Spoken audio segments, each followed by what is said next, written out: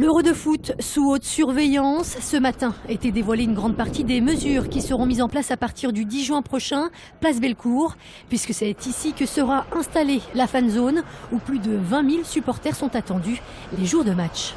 Nous sommes dans des conditions un peu particulières, que beaucoup de gens peuvent être inquiets de ces regroupements. On a fait 4 entrées pour pas non plus qu'il y ait un engorgement comme on peut le voir aujourd'hui quand on veut accéder à certains lieux. Si vous faites une queue d'1 heure, c'est pas terrible. Et pour pouvoir accéder justement à cette fan zone, les supporters devront se plier à des contrôles renforcés. Il y a un double système de palpation.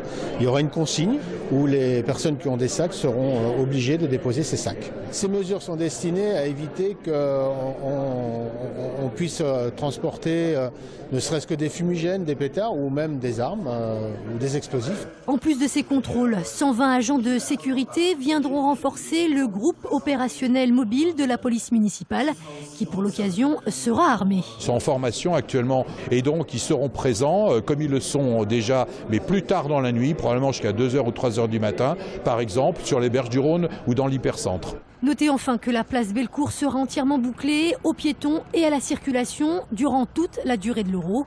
Le parking sous la place ainsi que l'accès au métro seront eux fermés.